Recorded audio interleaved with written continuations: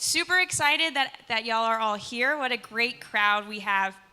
This is the 4th annual Circular Austin Showcase.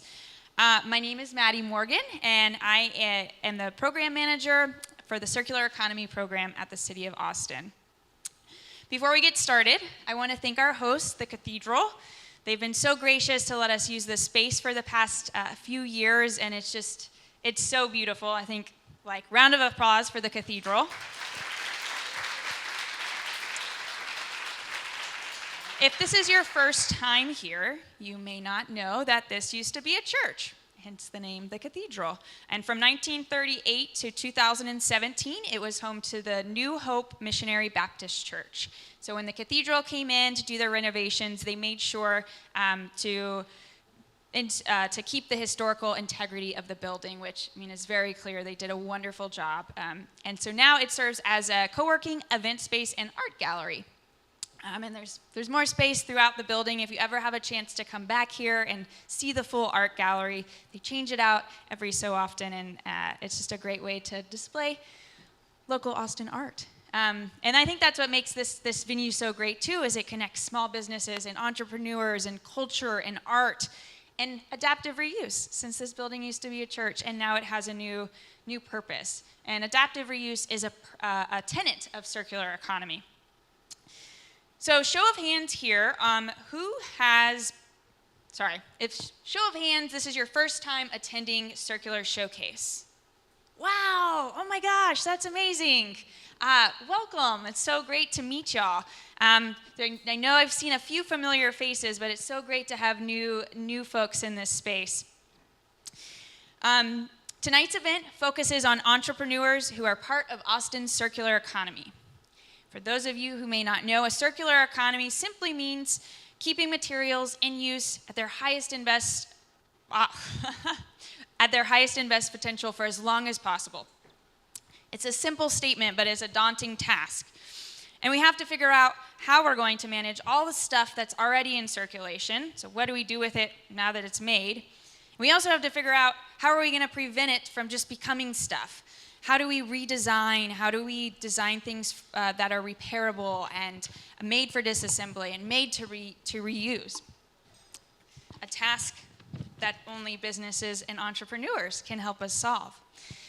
So it's a tough challenge to answer in this culture that we live in, where it's immediate gratification and everyone is pushing consume. So how do you break the mold and create business models that sometimes go against that way our culture operates? We need more entrepreneurs and businesses in this space to make that happen. And we need more investors in this space to help support these non-traditional business models. And we need folks like y'all, consumers, to help support and help these businesses grow and thrive. I feel very humbled to be able to get to work in this space and to be here tonight to showcase circularity in Austin. What I love about circular businesses is that they are all working towards the same end. Everyone wants to mitigate climate change, and everyone wants to make this community a better place for all of us. And that makes this space super ripe for collaboration and innovation, and I think that's what makes our circular economy ecosystem so special. I also want to acknowledge that we're sitting in this room tonight because the City of Austin wants to see circular businesses succeed. We cannot get to our zero waste goal, which the city has set forth, without businesses and entrepreneurs who are changing the way we consume and use products and services. And there's no better evidence in the innovation that's happening in this space than one of the pilot programs we ran this summer called Circular Accelerator. Yeah, I saw someone doing some snaps. So over the last 3 months, we had 10 early stage entrepreneurs who received free business coaching and training to refine their business concepts.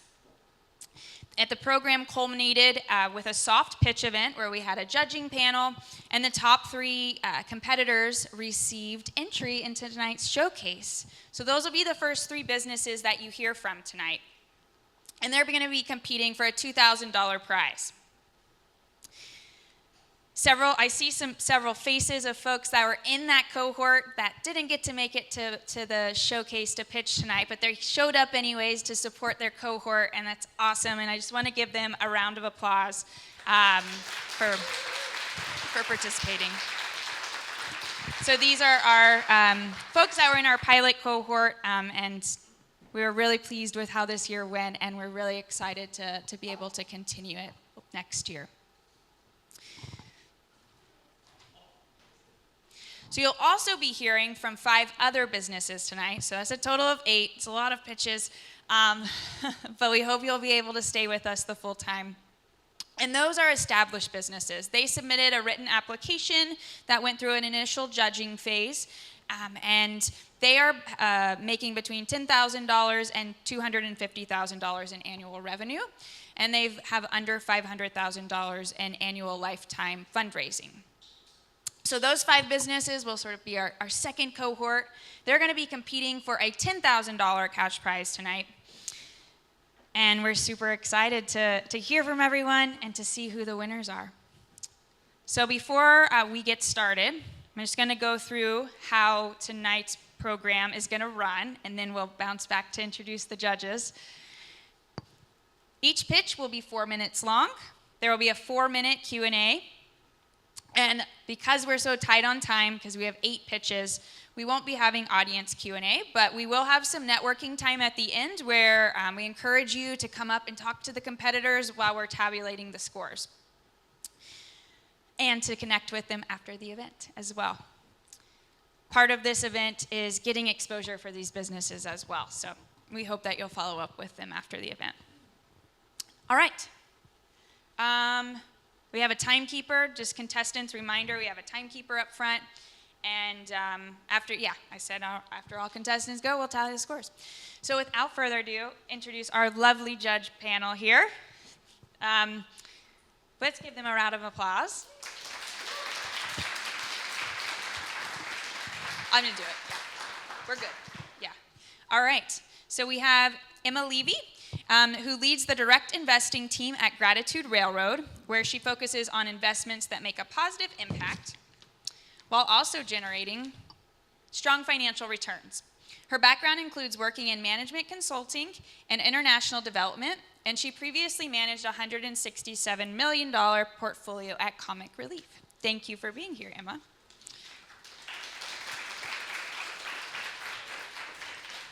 Next up, we have Bart Bond. Lost my place.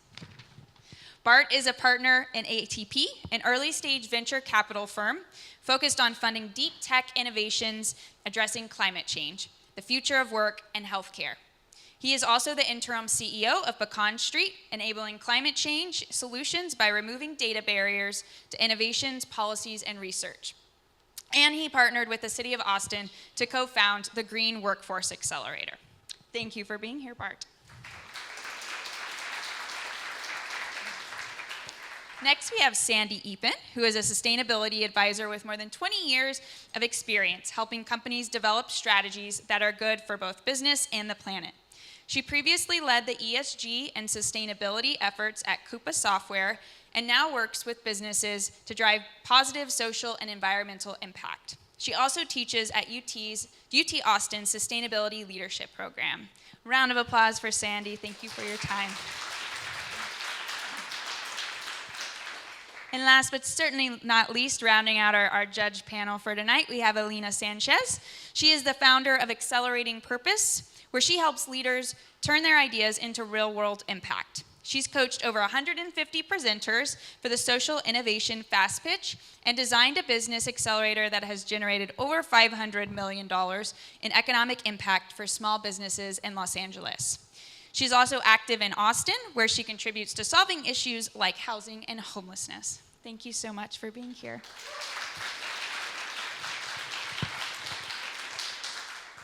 All right. Enough for me. Reached the end of my script. So let's bring up our first contestant. Just as a reminder, these are the first 3 businesses these are coming out of our accelerator. So our first business tonight that you will be hearing from is Krista Clark with Material Union.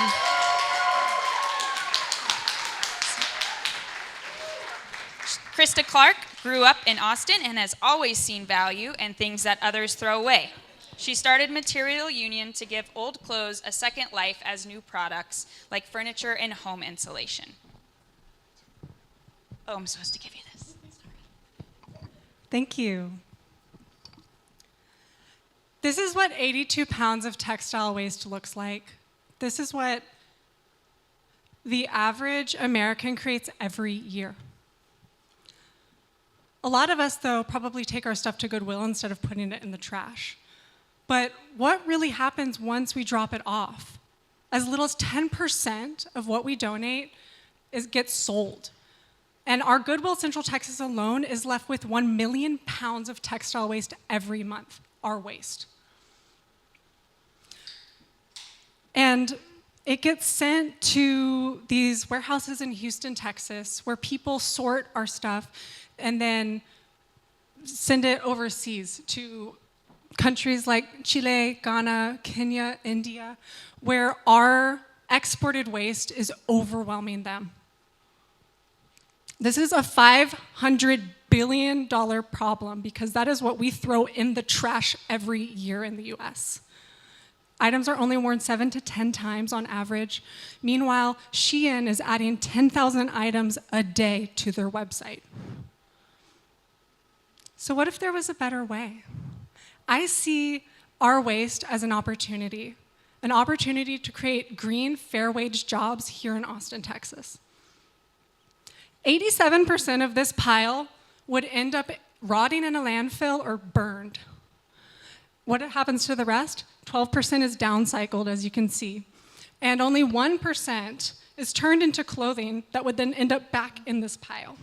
So I'm focusing on industrial rags and shoddy, also called stuffing, where we can take these products, take our clothing, and turn it into products that will be used for years to come.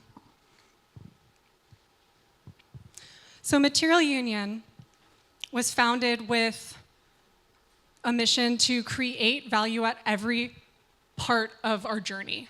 People can pay us to mail in for convenience. We'll also have free pickup sites around town and do commercial haul-offs. We'll sort everything in our warehouse. Everything that is good quality will be sold to local small-scale vendors like vintage stores. What we can, we'll turn into industrial rags and then shred the rest.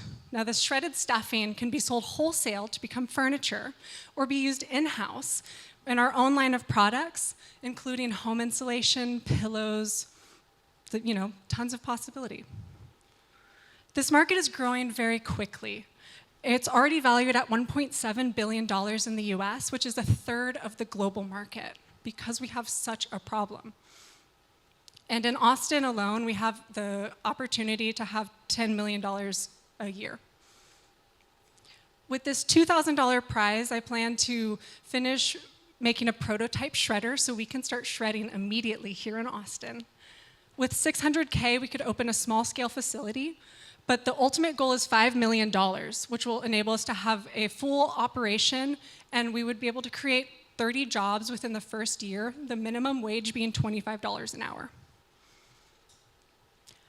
California is about to pass a law that will have companies be accountable for their waste, which is awesome, but that's going to require an infrastructure that doesn't exist yet.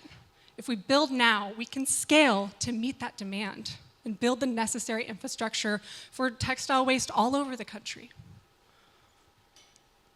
I've spent the last 10 years building software for Fortune 500s, including using AI to make oil fields safer.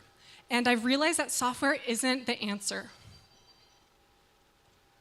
Together, we have the opportunity to make tangible results here in Austin and create opportunities like new jobs and saving our landfills. Thank you.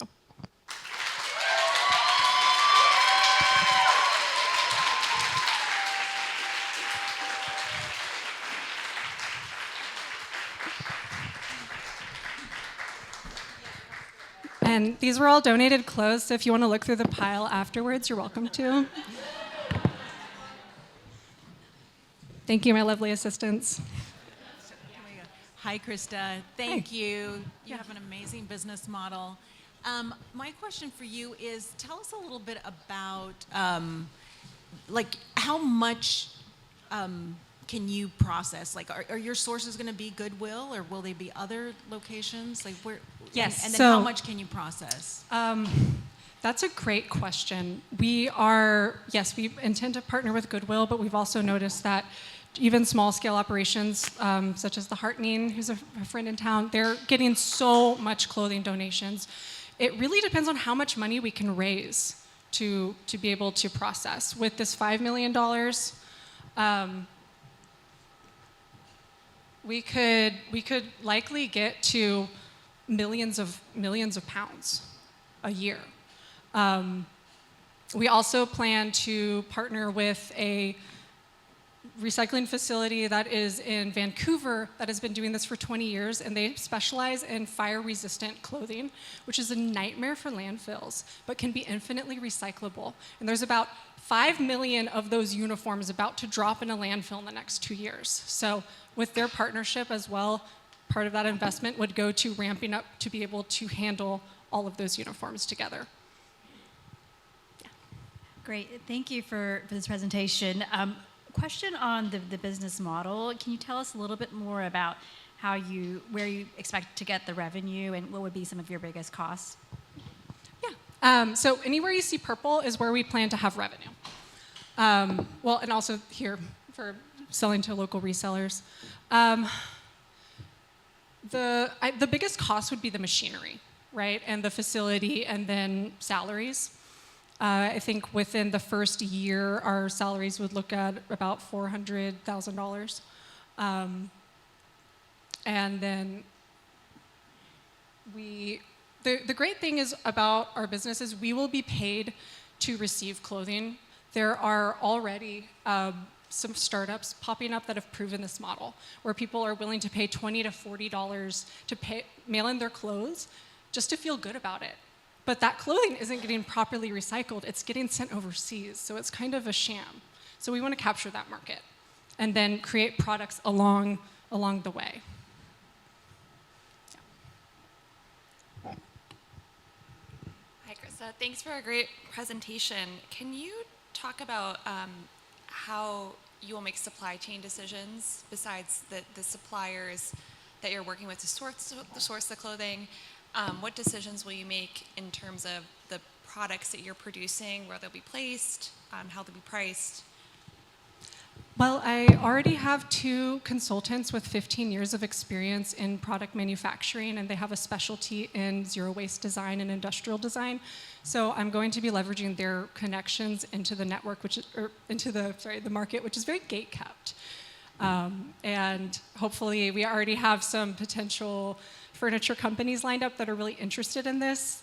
There may be a conversation with IKEA to be had.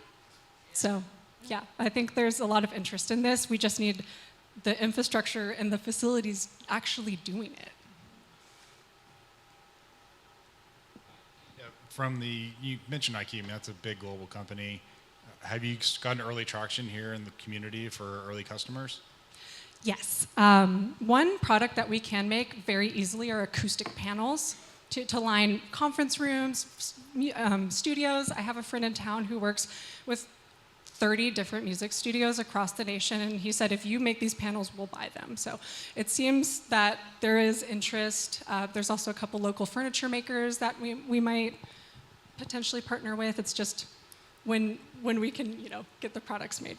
And do you have a sense of perhaps like the average price per pound that you can provide them, or ton? Yes. So currently recycled, like this kind of upcycled, is $5 per pound. It will cost us about $2.6 per pound or $2.06 to make it. And then if we're diversifying our waste stream, so we're doing the polyester, the cotton, the wool, that's where the margins get really good. Wool, you can sell up to $18 per pound, for example. Thank you. Yeah.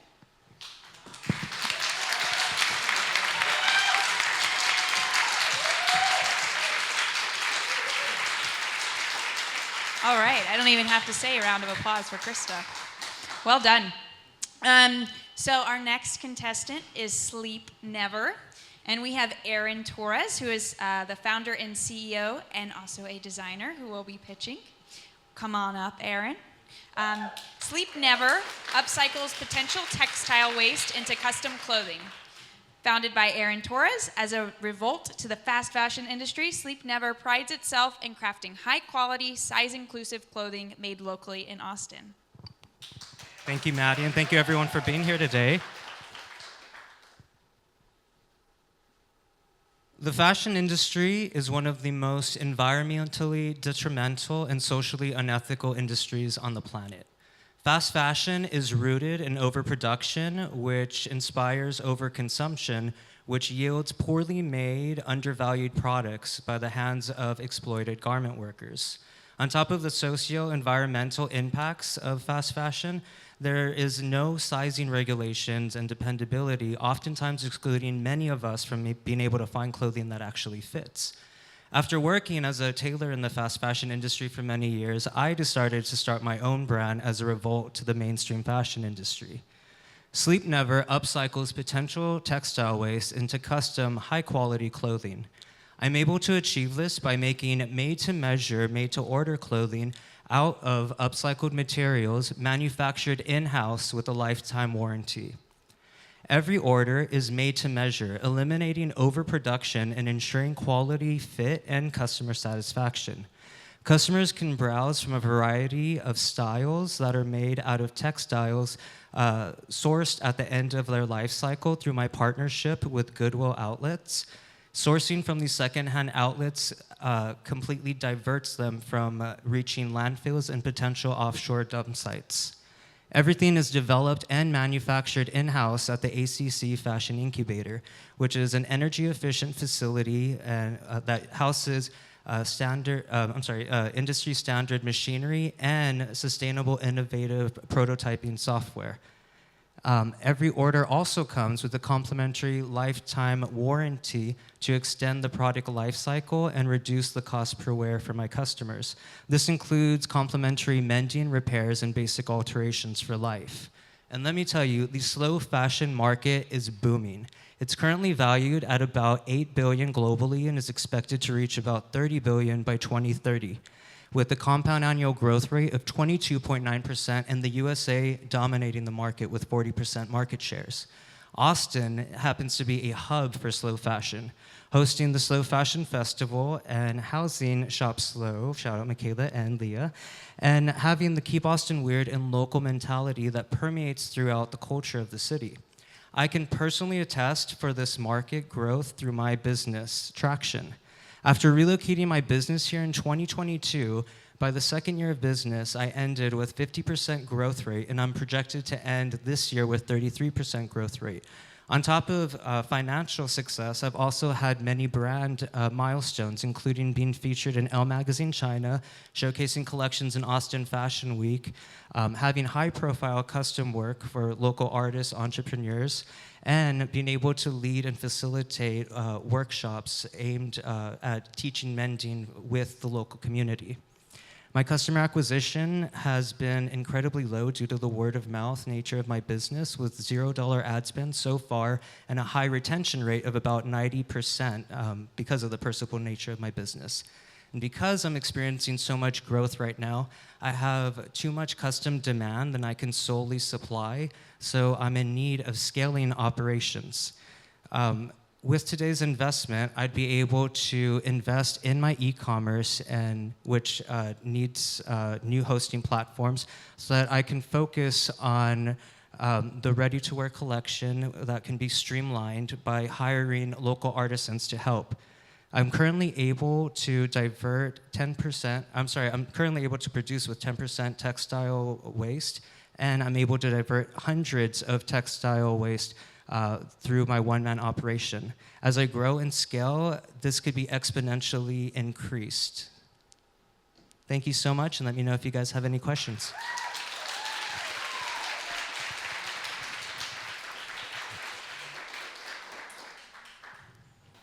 Is it on now?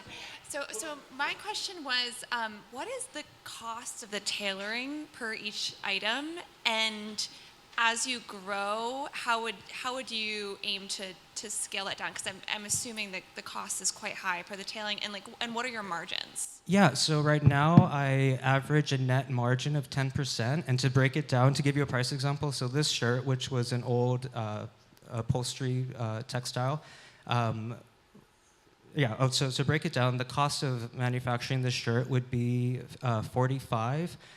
The retail is 100, so that would be a gross of 55 and then a net of 10. In relaunching the website, though, I am considering increasing prices slightly because with my margin, even by increasing by $5, that is a 15% margin, net margin, which is for this space is above average. And I think with slow fashion, my customers already come to me knowing that they're paying a premium, but by me offering the lifetime warranty, which the time to repair and do simple alterations is very low, I think that counteracts whatever other costs people might be wary about in terms of investing in a higher made product. Any other questions? Thanks, Aaron. Talk to us a little bit about marketing. Like, if you can see, like, maybe a couple years out, ideally, what does your marketing strategy look like, and how do people find out about your products? Right, thank you. So I've been very much on the ground and utilizing a lot of word of mouth, guerrilla marketing. I have an awesome roster of clients and influencers. But as I mentioned, I've had no ad spend so far. So if awarded today's investment, my website's in need of being relaunched because I had to change website hosting platforms. But I'd also invest in my first ad spend so that I can digitally market and reach new clients and customers throughout the nation with that ad spend.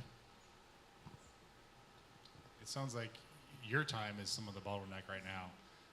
Are you able to pull in other folks to work on making clothes with you, or are there folks trained and available? Yeah, so I have people trained and available, some of which I hire on a more like part-time or project basis. But why I'm focusing so much of my efforts on scaling operations right now is because since my website has been shut down, I've been focused on custom commissions, but obviously the custom commissions are hard to scale. So with these, the ready-to-wear product line, that is easily I could easily duplicate that for expansion. And once I'm able to optimize that and generate those ready-to-wear orders, then I'll have that consistency where I could bring somebody on staff that could be trained to produce those products. Are those folks here locally, or are they remote in other places? Yes, so everything would be local here. So I already have a team of sewists and local artisans that I would be able to empower within the company. And that's the goal, really, is basically, cloning myself and empowering other people with this talent and craft and giving people a safe, innovative, creative space that they could work with. A question about sort of the innovation. Do you know of other sort of competitors locally or other partners that can help accelerate what you're doing? Absolutely. One of them is in the house today. Michaela with Shop Slow. I'm doing a workshop with them in a month with my good friend Corinne Laperfido. And we're showcasing in the the Slow Fashion Festival in a month and a half in October. And so I plan on launching the new ready-to-wear collection that will be part of the e-commerce relaunch with that. So Austin is really fortunate in having a really close-knit and supportive slow fashion market and community of makers. Thank you all so much for being here. Thank you so much, Aaron. All right, next up, we have Alexander Williams with Aura Rainwater. He is the Chief Visionary Officer. Alexander Williams channels his profound commitment to sustainability into transformative innovations that harmonize with the natural world. Through his visionary leadership, he fosters a compassionate and spiritually driven journey toward a future where water and well-being flow seamlessly together. And he also is joined by some of his team members in the audience tonight.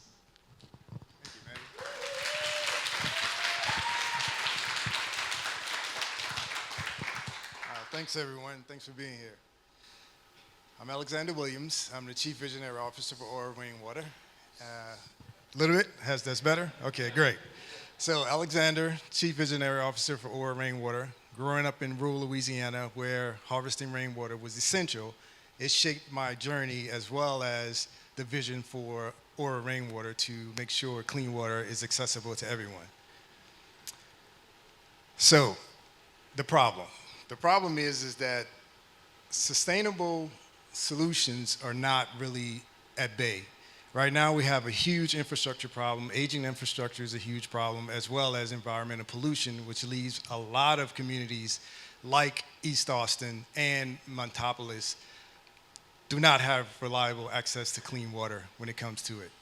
And also to traditional systems like the public water system, desalination, hand-dug wells are inefficient and energy consuming.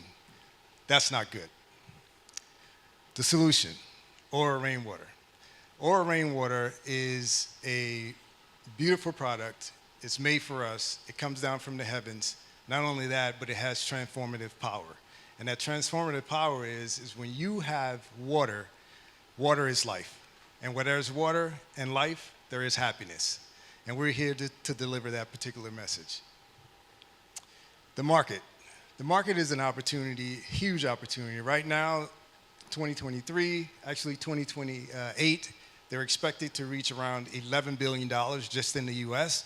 As you see on the slide, in 2023, they're $3 billion, so you can see that exponential growth that's about to happen here in the United States. Aura is poised to harvest a small piece of that percentage, and harvesting that small piece of percentage, we're expected to reach around $1.4 million by the year 2028. The business model. Our hybrid sustainable business model is a sure key. So 3 things that we do. We do fundraisers with our product. We also have a B2B and a B2C, B2C model in which we do. We're going after vending machines as well as our e-commerce is a large stake as well. Traction. Since we've launched, we've been over 15% month over month in subscription sales. Those sales that we're seeing an average increase. One of our products, which is the 5-gallon bottles, have actually leading us in that way. We see a substantial growth, which you'll see on the next slide, of how we will go from our current revenue to expansion revenue. We're validated. We're validated because last year we did $32,000 in sales. This year alone, year to date, we're at $23,000. We're projected to be $45,000 by the end of the year. And going into the following year, we're looking to reach around $111,000. And by year 2026, we're looking to do $400,000, which lead us into the big jump in 2027 at $1.3 million. And then we'll go average industry standard at 7% going across. Oops, sorry, wrong way. My team. So my team is strong but mighty, 72 years in the industry for professional experience. All around good group. With the money. So with the money that is used, we're gonna break this down. Here you have 40% going to inventory, which is $800. We will change our 5 gallons into a profit of $980. Half liters will be $1,100. We'll take another 30% and expand our systems with CRM system as well as our financial system. And we're going to do some community outreach. And that's about it. We're grateful and we're happy to serve.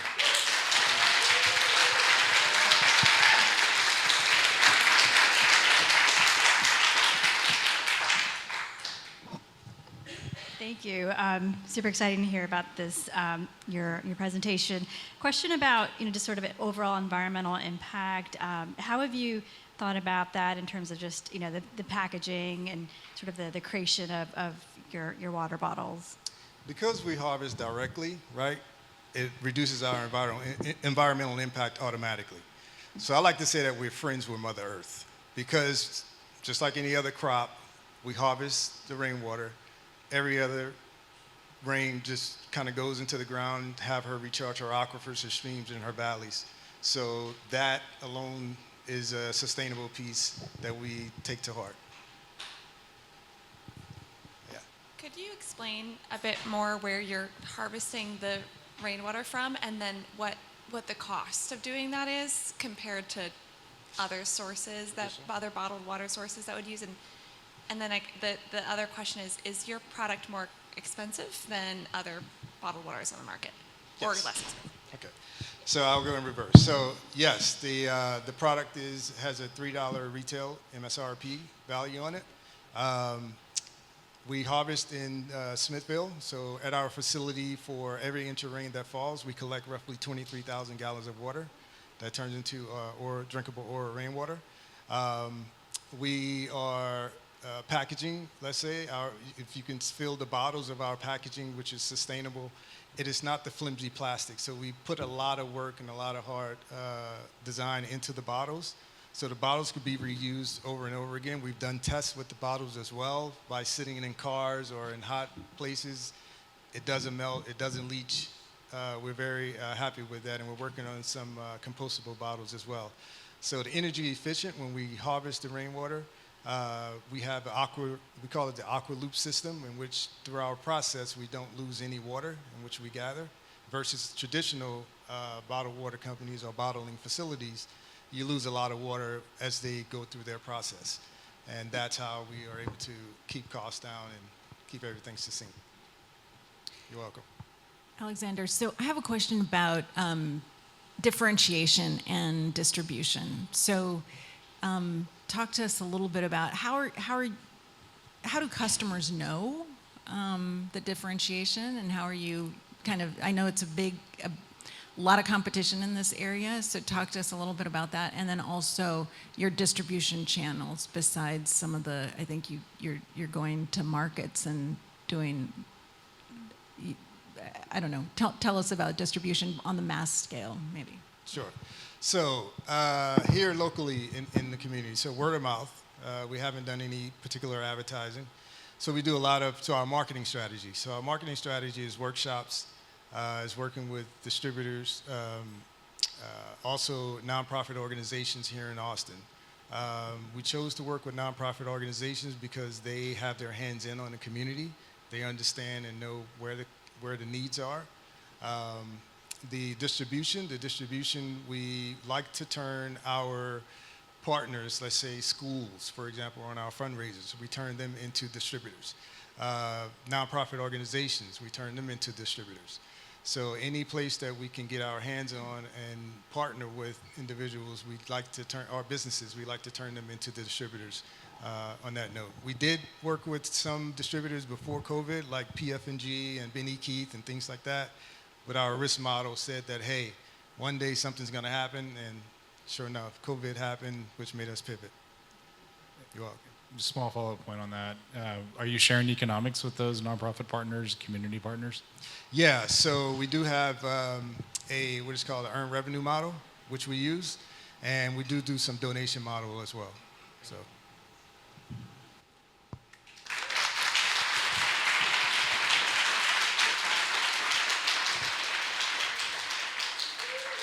Great job, Alexander. I just want to give you a shout out because I saw him pitch at the soft pitch event from Circular Accelerator, and he's come like way far. So, and he was so scared about speaking in front of the accelerator, and you've improved a lot. So well done. We're gonna give the judges a couple of minutes here as they kind of finish doing their scores for those three folks. I should have put a trivia question in here or something. So I'll just ask like a standard recycling question. Can you put plastic bags in your recycling cart? Great. Well done. If you need to get up real quick, we're just going to take a couple minutes here so they can finish their scores before we hop into the next bunch. All right. So next up, to kick off our showcase cohort, we have Larry Franklin with Black Lives Veggies. Black Lives Veggies is a not-for-profit with a mission to diversify the local food system. They teach BIPOC communities how to plant, grow, harvest, and distribute fresh veggies. Hey everyone, can everybody hear me first and foremost? Yes, even in the back. Can I get some? Okay. Let's go. Can you hear me now? Yeah. Okay. So the mission of Black Lives Veggies. Black Lives Veggies has a mission statement that's based on diversifying the local food system by providing hands-on experience just as well as literature to underserved communities or communities that have been disenfranchised. We plan to teach them how to plant, grow, and harvest their own food and introduce them to the market, which is very important. Some of our history. Some time back, we did have a nursery. We would get materials from the community and reuse them to produce vegetables. From there, I crossed over into designing. This is one of my favorite designs. If you pay close attention, you'll see that it's layered. First layer here, second layer was actually out of stone, with the finishing layer being more wood.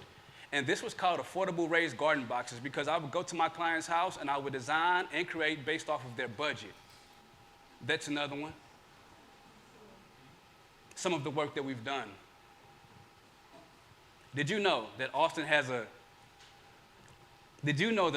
a climate equity plan, net zero by 2040, which is huge. It's huge. I'm a commissioner also, by the way. And what I believe is that we need more aggressive steps. We need more entrepreneurs to come out and put their best A face on. Austin's population has increased from 2023 to 2021 each year by 0.6%. Now you may wonder, what does that mean, right? Population increase? Well, the more people that we have, the more waste that we have. And did you know that a lot of our waste that can be considered recycled material winds up in our landfill? That's a healthy question that you should ask yourself in terms of why, right? Why? Why don't our people recycle as needed? As a matter of fact, this color right here is the amount of material that could go into the landfill but doesn't. And I think that number is around 19, and that's tons we're talking about.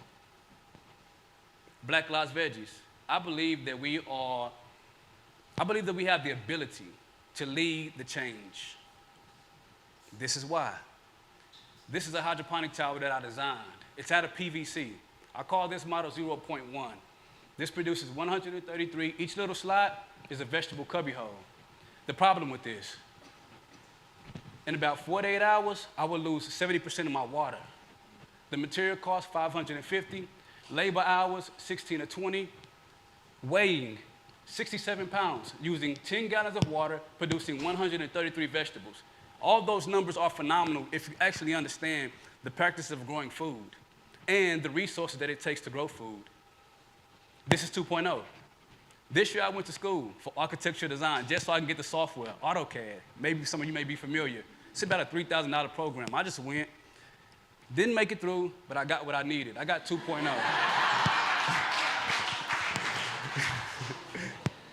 Y'all killing me. So 2.0. And my partner's in the back there, hey. So 2.0 would be 3D printed with the local company here in Austin. This is called the Gigabot 4. That's the material. It's called flake, which is a plastic recycled material. And I'm highly under the impression that if we can get local community members, the communities that are most impacted, good jobs, good paying jobs, to print the hydroponic towers, then those communities to begin to understand what can be recycled and why should it be recycled. The competitive advantages that we have. This material is out there abundantly, flake that is. It's pallets of it just sitting there. There's actually not too many uses for it until Black Lives Veggies came along. We have industry relationships that define company sustainability. Our end product, which is a vegetable, it's a necessity. We go from manual to automated. We have the Gigabot 4. My ask is 10K. Why 10K? We'll bring 2.0 to life. I kind of did some of the numbers. The cost for the consulting is about $150 an hour. I'm projecting that it take about 5 hours. Local employment, we'll have 462 hours of local employment available. And it might not seem like a lot, but that's what we scale up at. Okay. But maybe some of the judges will ask questions on your other slides. Well done.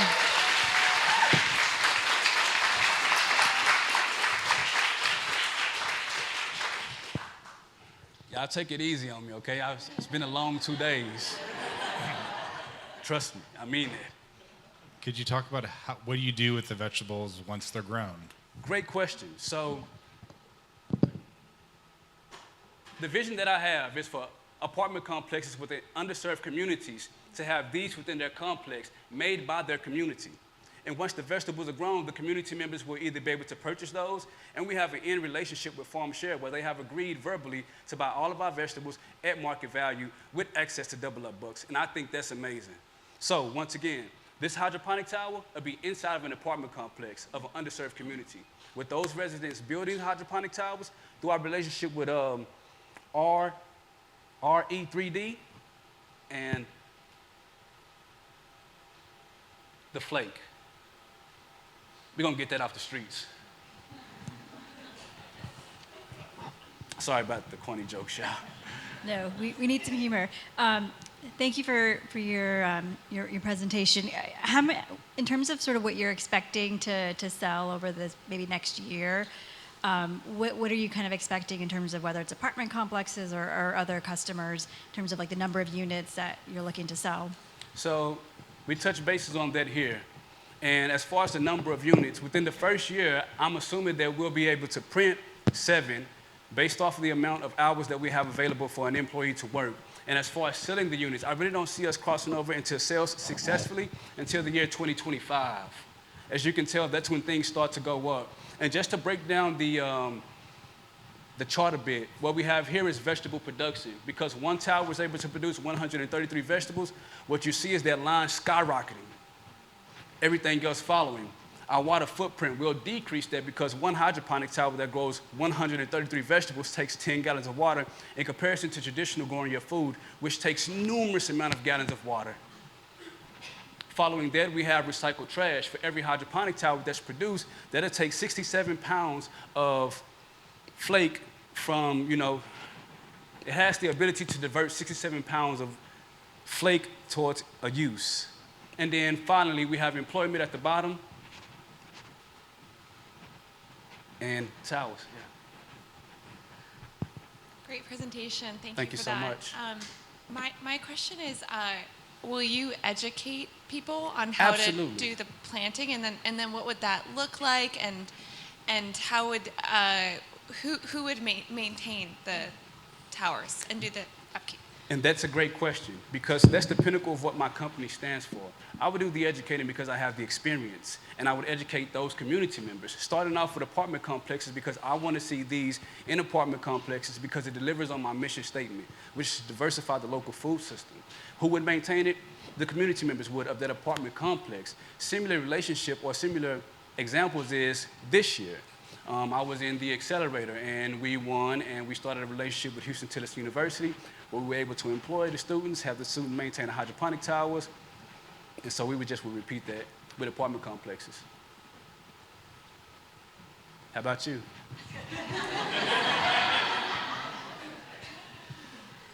Oh, I love this idea. Thank you so much. Yeah. I guess I'm thinking about, you mentioned that you were going to sell the products to, or the vegetables, or are they able to harvest them just on their own? So the idea would be to sell.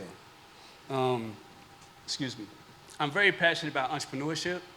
I would want the community members to grow and then sell. So the people who actually tend the garden would then be in charge of selling it as well? Absolutely. And we would have 2 options. One option would be introduction to a free market, which means that we sit down, we have a conversation, we talk about what does it look like to introduce ourselves to the market, or we go with Farm Share, which has agreed to buy all of our vegetables at market value. Okay. But that's something I want them to think about. Right. Thank you. You're welcome.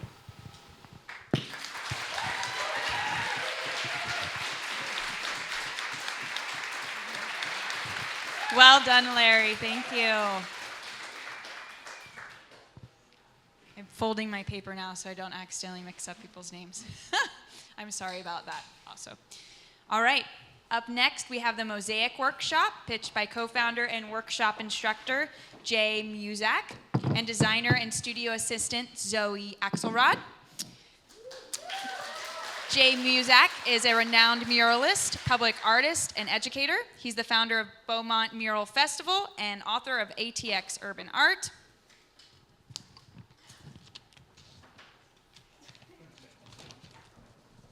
And I'll let them take it away.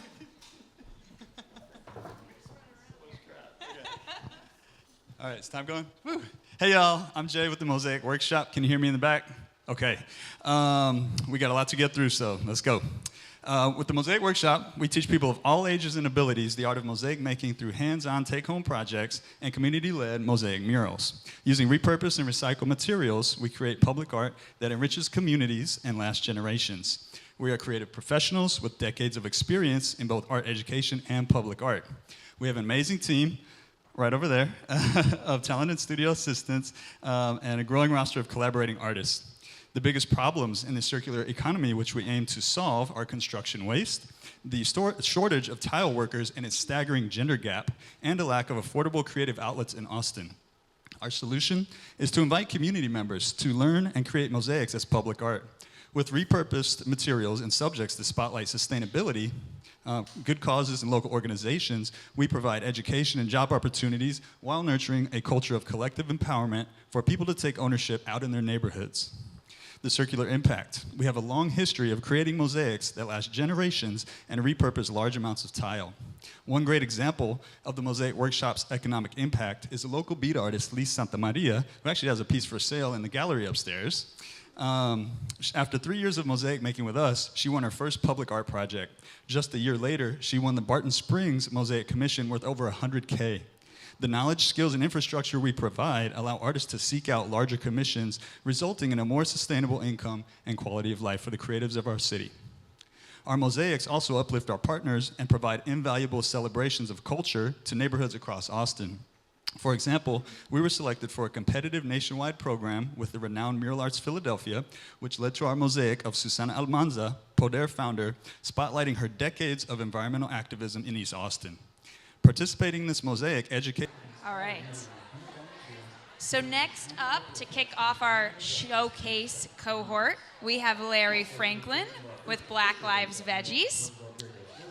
We trained over 40 community members, repurposed 750 pounds of glass and tile, revitalized the East Austin's Holly Common complex into this now beautiful artistic destination featuring art tours and 20 artist studios on site.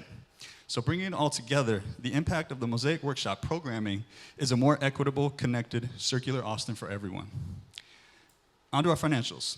We earn income through workshops and commissions that we reinvest back into the business. We can then produce community murals with free workshops that bring in new audiences who then become repeat customers. Our model has proven successful since our founding in 2019. This year, finally, we opened a new 2,500 square foot studio and exponentially increased our workshop offerings and the capacity for multiple simultaneous public and private commissions. And we have big ambitions for the future. The Mosaic Workshop has this incredible potential to expand into a powerhouse of creativity across all of Texas and even the country. So over the last 5 years, we've proven scalable across all metrics. Look at the square footage of murals, our largest commission each year. The single largest commission we received is $200K, slated for installation next year, 2025, in Fort Worth. This experiential business model has proven both profitable and culturally impactful. We can host team-building workshops with 50 attendees every night. We have drop-in customers all day long.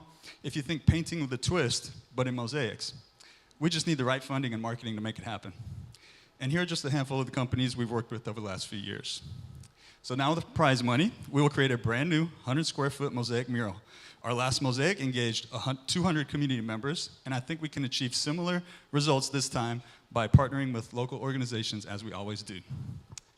So I want you to take a moment and imagine a monumental, community-centered mosaic mural just like this in every neighborhood across Austin, in every city, in every state.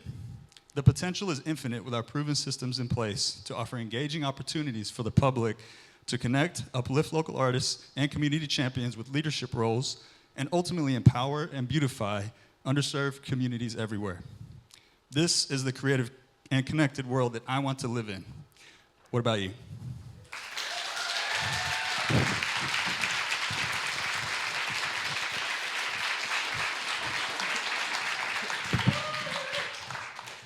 So, hi, Jay. Hi. Thank you. It's super inspiring. And my question is, as you talk about scaling across the country, how does that work? How are you replicating the model in different cities? We haven't yet. That's why we're here. But the plan. Yes. So a plan is something that's been proven time and again. In the last 5 years, we've done dozens of mural projects. We've trained dozens of artists. We have a Legends project, for example, where we make portraits of impactful leaders in the community. And those are artists like Lise, who's coming from bead making, or Carmen, who's coming from painting, or someone who's coming from a different medium, learning this new medium to make permanent public art, which can then be leveraged for greater commissions, can live out in the community, and that's essentially the calling card of the business, is this public art living around these different places. And we've also dialed in just how much we need for like 20 people to do a workshop. So I know the inventory of tools, the materials. We have connections with local tile shops that are giving us their donated supplies. And as soon as word gets out, artists are a very resourceful bunch, and we're gonna, no matter where that shop is, tapping into that local community, you're gonna create jobs for those local artists. So I think, again, with our system in place, it's a sure thing. Yeah. Yeah, you talked about getting waste from tile shops. Yes. Do you have relationships with demolition crews that are going into homes or buildings? Be able to get it from that route as well? I have had conversations with a few. We're not at that scale yet. So again, why we're here and why we're looking for more funding is that 2,500 square foot warehouse got filled real quick. And in order to keep it spacious enough to host the workshops, we don't have a lot of storage. So storage is an issue. So the supply chain, basically, we have all this waste that's out there ready to be picked up. We need a few jobs to go and collect it, to sort it, to then distribute it. We need a few artists to be paid to lead these projects. We need a community champion to find a wall or connect with the local organization. So what the literal wall we're up against is finding surfaces for the projects and then the funding. With the funding, all this can be completed. This whole cycle can be completed. Yeah. Good question. Super creative and inspiring as well. Can you tell us a little bit about just all the progress you've done? Do you have a team, or how many people do you have supporting this, full time with you? The community is our greatest asset. What started as an individual muralist, I've been doing this 20 years, got into mosaics about 6 years ago. And yeah, now our team has grown from 1 to 3 to about 6, and with occasional installation help and collaborator friends who teach workshops, who come for installs. And it keeps growing. So every time we do another series of 6 portraits, every time we do a mural, usually Veronica Chachi, for example, she's a local artist, printmaker. She came to the very first workshop, helped on the first mural of the Gray Ghost, and we can't get rid of her. She keeps coming back, and I love it because we're creating now paid commissions opportunities where she's getting to make mosaic public art, and we're going to have the first pieces in a museum exhibition in the South Valley at the Conjunto Museum as part of our recent Texas Folklife collaboration of 6 Conjunto musician portraits. And she's going to have one. And that was her dream, is to get a piece in a museum. And so we're making dreams come true, right? Quite literally. All right, we got time for one more? I didn't see the sign. Okay.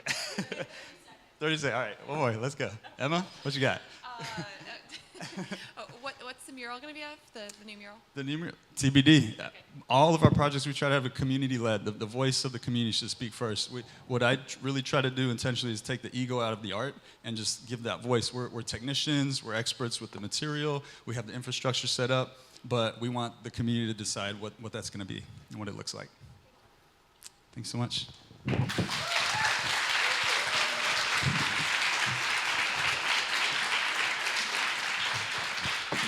Thank y'all. If you need a workshop to go to or a date night, now you know. All right, next up we have Anne-Marie Wakely with Heron. She is the founder and CEO of Heron, and she is from Savannah, Georgia, but started Heron in 2020 after she moved here from Virginia in 2018. Take it away.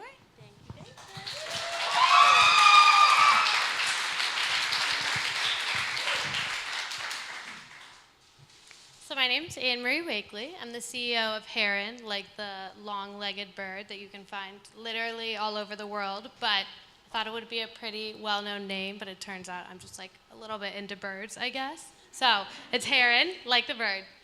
Heron is a rent anything business, so we offer an accessible, affordable, and honestly fun option and way for people to join the circular economy and reduce their consumption.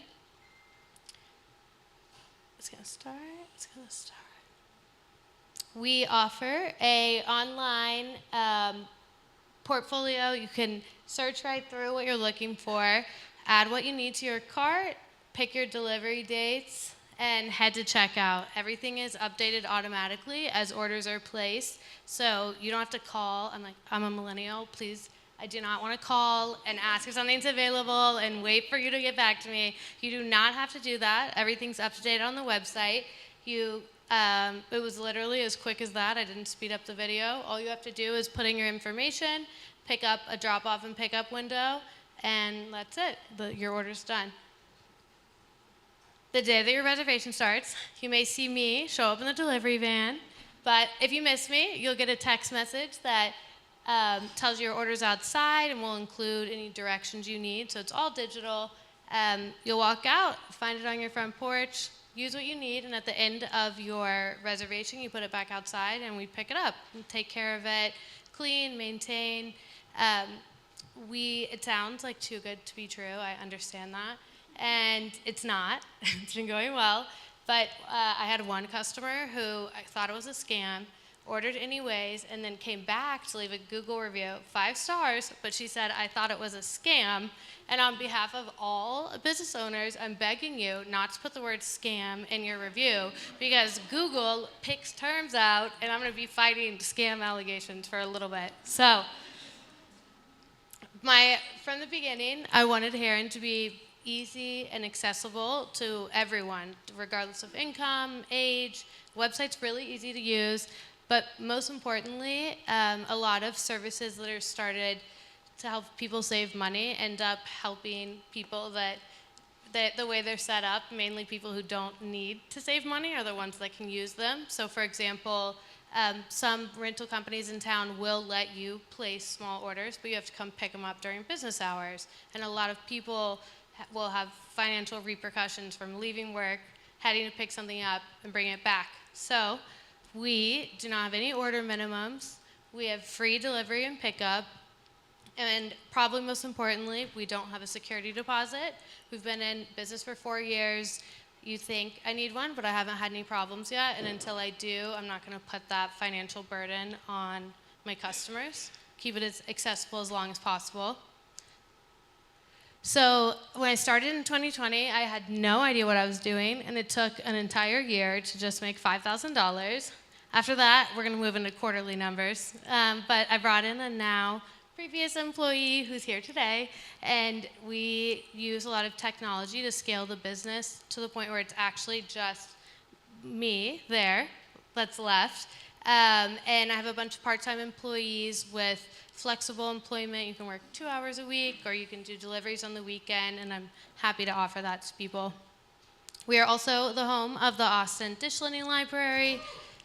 Took that over at the end of last year. It was getting kind of like too much to manage, but for one person, all the reservations, we were able to add it as inventory, and now customers can place orders just like they would normal tables and chairs and stuff like that. So it's gone really well. So I'm sure you guys have some questions. I only had 4 minutes, but I just want to say right now, Heron is a small company, but my dream is for it to be much bigger. Sorry. I really think that we can completely change how we consume things. And if you think about it, like Uber convinced women to get into random men's cars and convince you guys to sleep in strangers' houses. And I know if I continue like executing my vision that one day people will opt to rent instead of buying. And you can see the Heron van all in your neighborhood like you see the Amazon van now. So.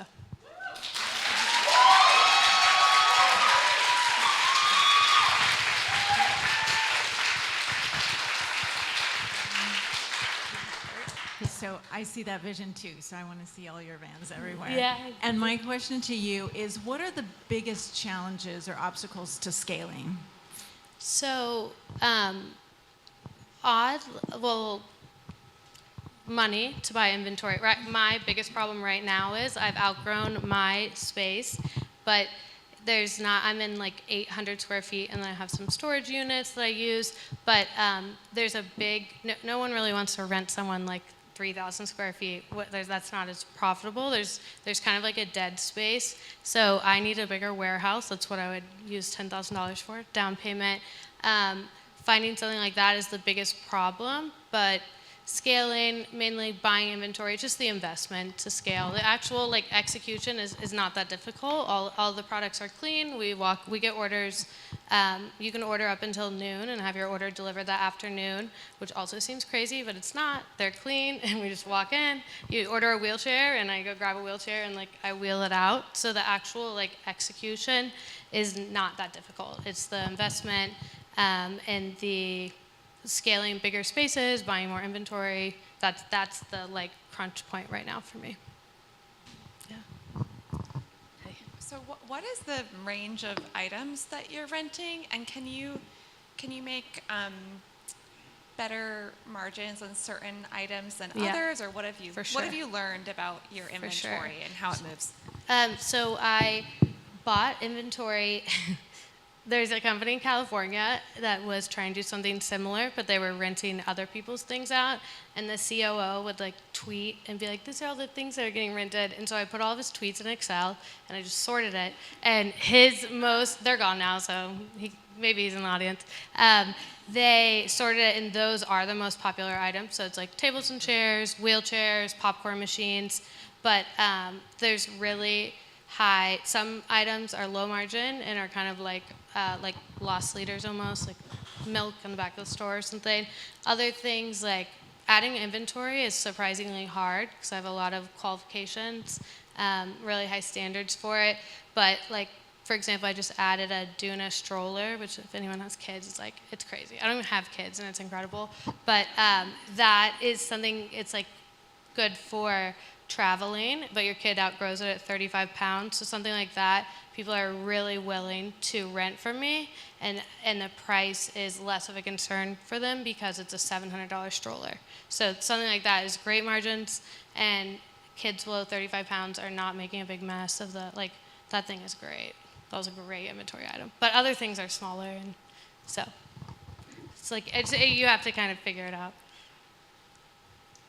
Hi, can you clarify a little bit more about who your target audience is and what your marketing strategy to reach them? Yeah, so most of my marketing is now word of mouth, and I rank on Google after a few years. So if you search like popcorn machine rental, you'll see me. So for some of those popular items, but for the first 2 years, I was like very active in Facebook groups. So I'd be like, I don't know a place you can rent that, when people would ask where to find it.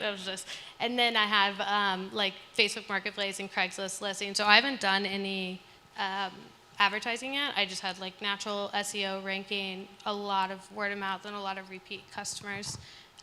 But what was the first part of your question? Sorry. Who is your target audience? Oh, so my main zip codes are 78702 over here, 78660, which is Pflugerville, and 78704. And so it's usually like young families with, I'd say, like kids under 10, and that's anecdotally like me pulling up and seeing like happy 6th birthday. And then young professionals, people like about my age hosting events and stuff. So I have a good idea, but everybody orders, and I love that.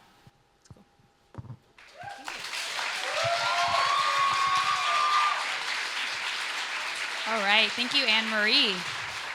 Next up, we have Michaela Friedman. She is an Austin-based, she is the Chief Operating Officer for Shop Slow. And she is an Austin-based artist and fashion disruptor known for her vibrant hand-painted cowboy boots. Are you wearing them? Oh. She co-founded Shop Slow, a zero-waste boutique that champions sustainable, community-driven fashion. And she is joined by some of her team members tonight. Yes. Thank you.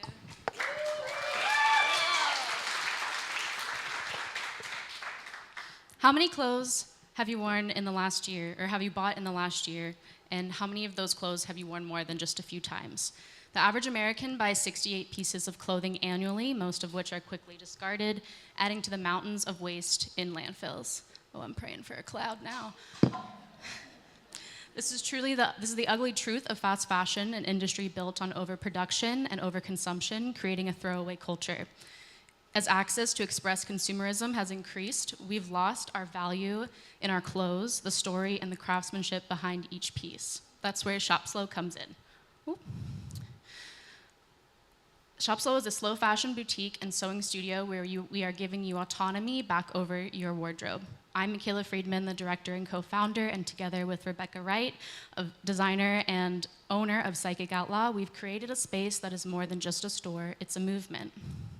We're tackling the fast fashion crisis head on by building a hyper-local community centered around sustainability, craftsmanship, and conscious consumerism. In the last 10 months, we have curated upcycled work from over 15 independent designers who are pioneering sustainable fashion. In the back of the shop, we have the Psychic Sewing Studio, where we're taking existing textiles like quilts and tablecloths and transforming them into custom garments. When you walk into Shop Slow, you can purchase slow fashion from our collective of designers, or you can come back into the sewing studio, find a textile, get measured, and we'll make you custom garments. You can walk in knowing that that piece is made just for you. Our spaces kind of work like a Venn diagram. We work together to educate, create, and engage our community. Since opening in October of 2023, we've become a hub for Austin's slow fashion movement. We've worked with over 40 local artists and designers, reinvesting about $10,000 from workshops and consignment sales to community members. We've hosted 45 workshops teaching everything from hand mending, machine sewing, to pattern design and natural dyeing. Our ultimate goal here is to give Austinites the tools they need to live more sustainably. This past spring, we hosted the first ever Central Texas Fashion Coalition meeting and an unofficial South by Southwest meetup with Slow Fashion Festival. But our vision goes beyond events. We're reaching Austinites through social media, growing our Instagram platform from 0 to 12,000 followers in just 6 months. Now let's talk a little business. Psychic Outlaw, the online shop that Rebecca started in 2018, has seen revenue growth year over year, and Shop Slow is built on that solid foundation. Shop Slow was born as a direct response to the fast fashion boom when many upcycling designers in our community needed a platform. We knew that we could be the raft for them. We opened the shop using profits from Psychic Outlaw and have never had outside funding before. Our growth has been entirely organic, driven by word of mouth, very high customer retention, and overall the strength of the community here in Austin. With this investment, we can take Shop Slow to the next level, expanding our designer pool, enhancing our marketing efforts through targeted ads, which we've never done before, and scaling our workshops. Ideally, we will hire a full-time community outreach manager overseeing workshops as we scale, but beyond that, we're looking to expand our space as we are growing, and we plan to find a larger facility in March of 2025. Fast fashion is a global problem, but the solution starts locally. This platform is not just about showcasing our products. Oh, goodness. It's about creating a space to educate our community, a place where we can truly take the time to learn how to shop slow. Thank you.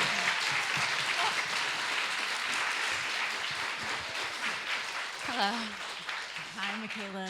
Hi. Talk to us about your margins, and do you see those shifting over time? Kind of what are your biggest challenges from a financial standpoint? I think right now we're so new. We only opened in October of last year, and we are seeing growth over the last couple of quarters. Let me see if I have. I'm not a numbers girl. I'm first and foremost an artist, but let's see. Our operating costs are about $9,000 a month, and our rent utilities within that is about $4,000. But in Q1 and Q2, we made overall revenue of $140,000. So we are trying to kind of scale the space that we're in because it is such a small space. This doesn't really give you an idea of how tiny we are, but it's very cramped in there. You should come visit. Thank you. What percentage of or what amount of your sales is from the retail versus the custom clothing? Yeah. And is one of those more profitable than the other? So Psychic Outlaw is a different business than Shop Slow. Okay. And that's kind of where the Venn diagram comes in to play a little bit. Psychic Outlaw handles all of the custom clothes on that end. And it's located right in the back of the studio. So you have this direct line of sight from where you're purchasing into where the magic is happening, essentially.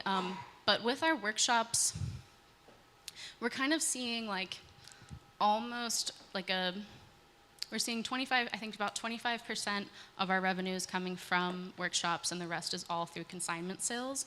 Our clothing is a little bit more expensive than your average hat or corset, but that is because the people that are making them are getting paid a very well living wage.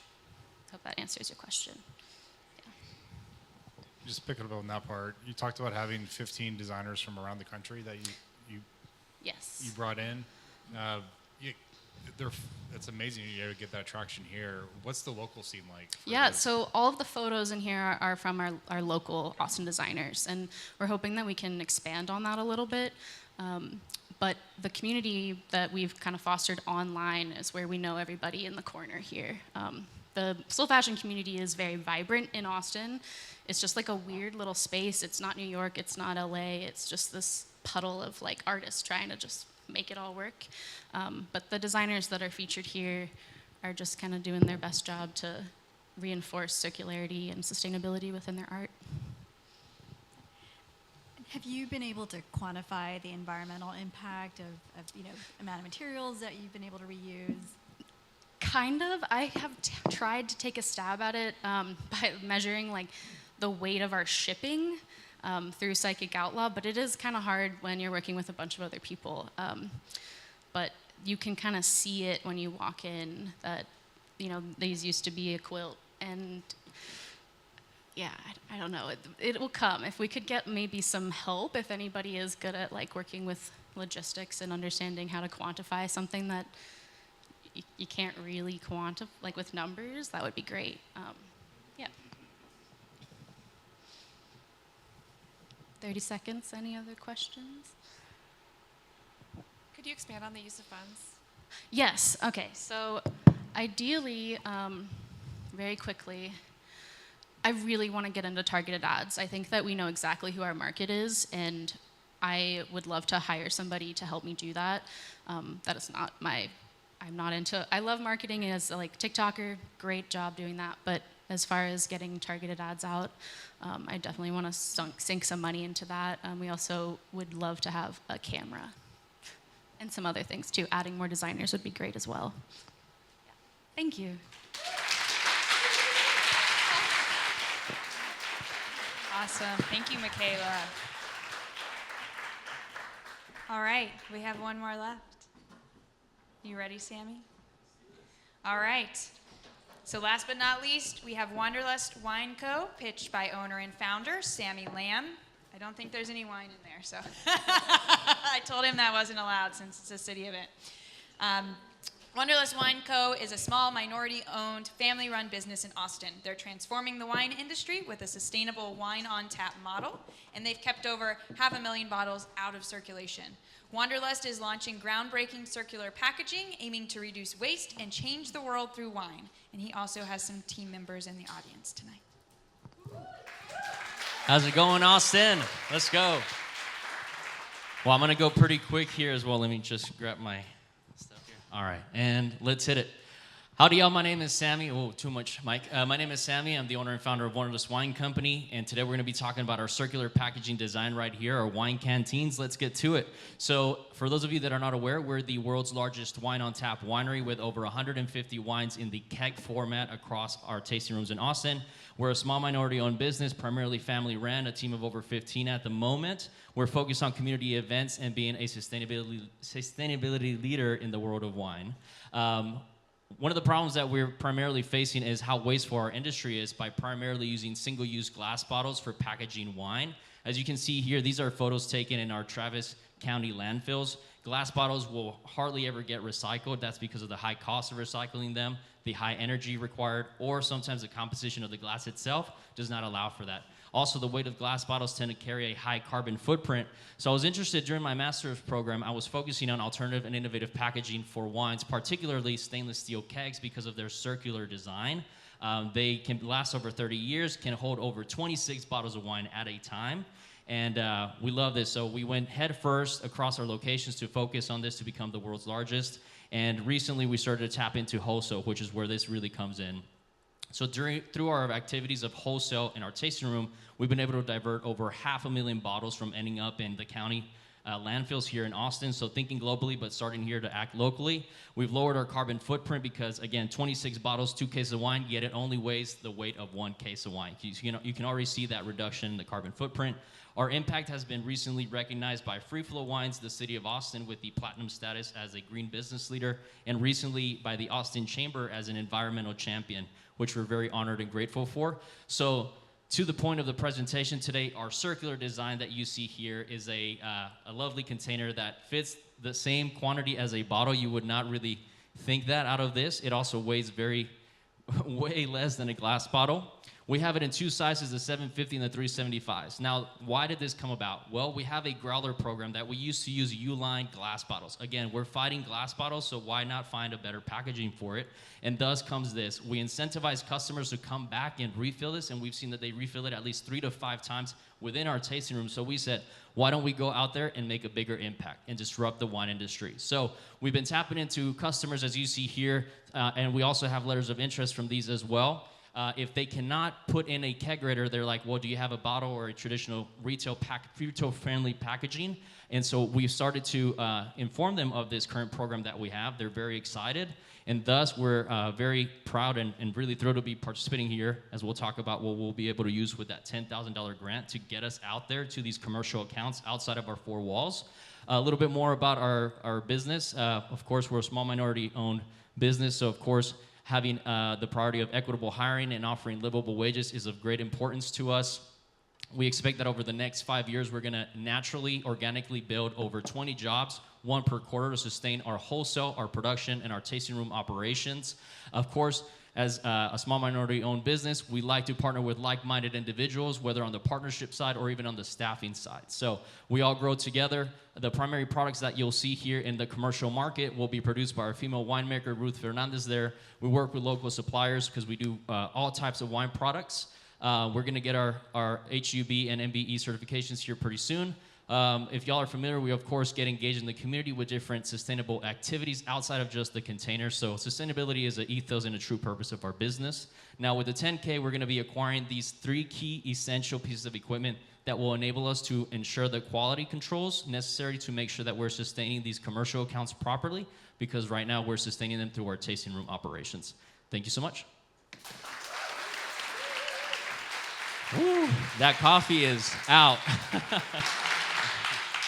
So, Sammy, talk to us a little bit about your equitable hiring. So how many people do you think you're going to hire? And then talk to us about wages and what do you mean by equitable hiring? Absolutely. So again, we've got 15 team members at the moment. Half are going to be family members, half non-family members. Our salaries start at $35,000 a year for our employees, and they have different ways of getting compensated through commissionable opportunities. And that's, again, we all grow together. One of the things that we love to do and think about is you either grow with Wanderlust or through Wanderlust. So we offer professional development for our own team members to advance their studies within the world of wine. So we, through our own internal operations, we offer financing of certifications for the wine industry. I myself, being somebody that's undergoing the Master of Wine title at the moment, education in wine is a primary focus, and offering equitable opportunities for our staff members. So again, grow with us or grow through us, which is something that we know that as time passes, we may or may not be the solution for them, but at least we want to be proud that we help them on their path. In terms of equitable hiring, right now we're starting here, again, thinking globally but acting locally, so we want to support and grow those jobs here within the Austin community first, and bring in talent, of course, if necessary. Thank you for the great presentation. Is this packaging made of aluminum? Is my first question. And then I also wanted to ask if the model is that people would return this to you and then have it refilled, or if the model is for people to recycle it on their own. So it's made of stainless steel, which is great. Again, we're tapping into the same concept as a keg. We've been using that one that way. That's why we have it sealed here, because I use it a lot as a water bottle for more than a year and a half now, testing its durability. The idea is for folks to bring it back just like a growler program to refill it. We'll sanitize, we'll clean it. Here, as I showed y'all, that right there is a sparger, so it basically will make sure that there's inert gas in there so that the wine does not go bad. The statistic is that people drink their bottle of wine within 24 to 48 hours after purchasing, but we want to make sure that it can last at least 6 months with shelf life protection with this type. And so with your question, with the circular design, you can reuse, repurpose, or recycle it. We do expect that people will buy this as a wine first, and then we'll start seeing it being used for more as a water bottle and different purposes. A question around, have you gotten any feedback on the quality or like the taste of the wine? It sounds like stainless steel, but also I saw you had, a point around carbon reduction versus glass. Have you also quantified sort of what that difference is, or how much reduction in carbon emissions you've been able to have? Perfect. So two-part question there. In terms of taste, I actually worked with Underwood before I started Wanderlust. Underwood becoming one of the biggest canned wine products. So we use a lot of that data and that information and that experience to be able to create something similar. It's not an aluminum, so it's actually stainless steel, an inert vessel. It's almost from tank to a glass, essentially. It really is like if you're tasting it from the winery. So there is no taste difference in this. I mean, as you get it from the tap or from the tank, it's going to be coming out from there. The second question, in terms of the carbon footprint, we don't have exact metrics to be able to provide at this point in time, but we do know exactly physical amounts that we are continuously diverting from landfills. So from a carbon emission standpoint, we do want to get a green analysis of our overall operations, as we are now part of the Austin Green Business Leader Program. So we're ready for that feedback, because we think that sustainability is not a now thing, it's a long-term project, and how we can continuously grow. One of the challenges of this is recovering the things to get refilled and reused again. Is that what all the logos you had up there for? Those are going to be satellite stations, just like your tasting rooms? So the goal is, again, many things, or one of the primary things, to divert glass from ending up in the landfill. We want this to be a circular package that people can use for many purposes outside of wine, right? You have a multi-purpose vessel here that is not going to be thrown into the landfill or to the recycling. Hopefully people will continue to use this. If we can gain and garner that partnership with that customer and bring them back to our tasting room, that's retention, customer retention, that we will use for our advantage. Now, we don't have time for the second really part, but one thing that I do want to mention is we are focusing on developing the brand, and we're going to start, we've separated the tasting rooms from the wholesale and distribution aspect of the business, because we do want to franchise the tasting room locations. So the more that the brand grows, the ability for franchisees to own their own locations, to become refilling stations, could become accessible, starting with Austin, Texas, and then nationwide. All right, thank you, Sammy. Can we give one big round of applause for all of our competitors tonight?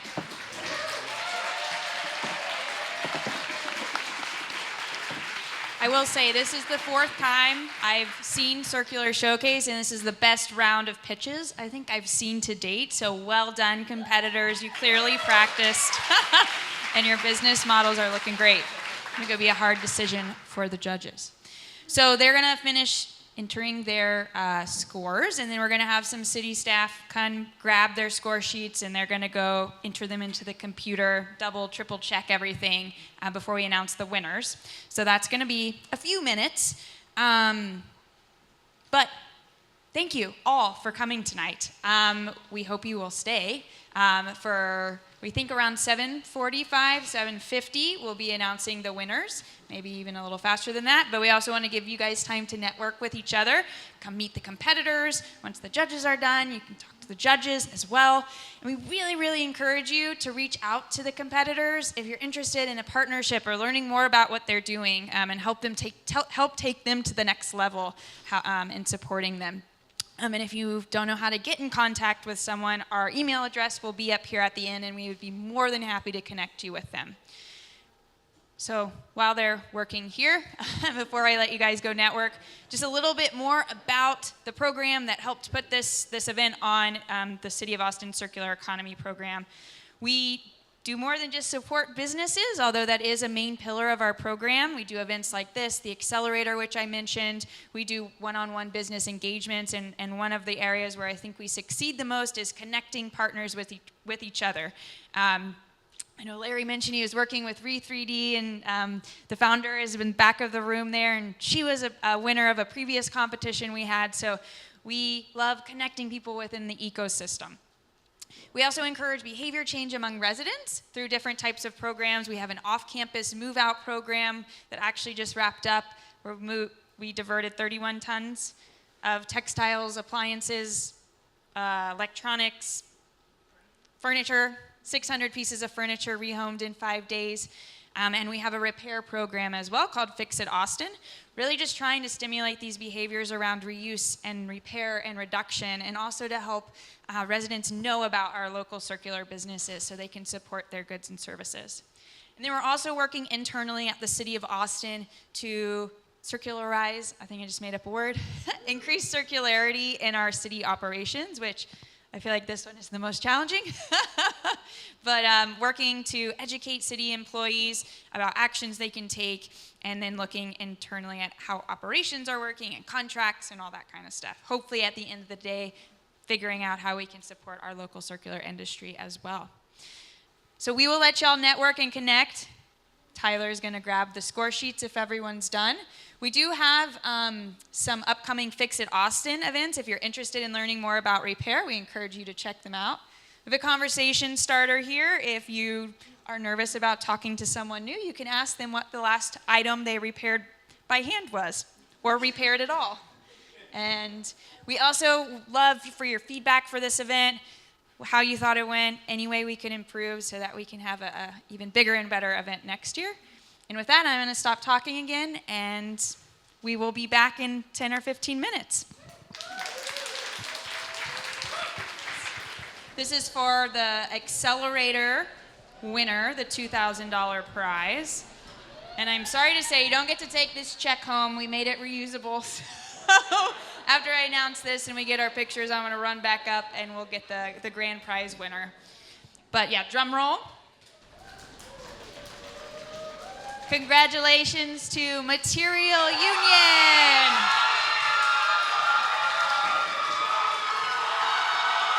Wow. And judges, do you want to come up for the picture maybe? We'll get them in the picture.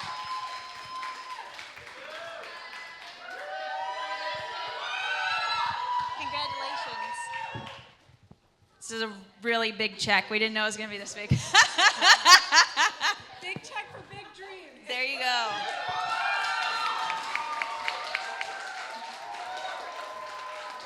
But yes, congratulations again to Krista, and also congratulations to Alexander and Aaron as well for your hard work. All right, so we have the grand prize winner. We triple checked it. Can we get another drum roll, please? All right. The Mosaic Workshop. Jay and Zoe, if y'all want to come up here, just go in the center.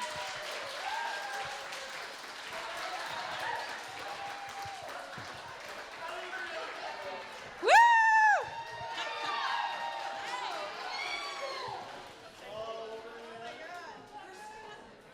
Right here.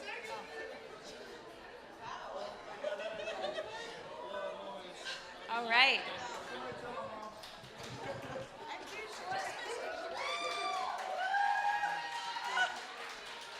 All right. Thank you all so much for coming. We hope to see you next year or at one of our future programs. Big round of applause again for the competitors and for our judges.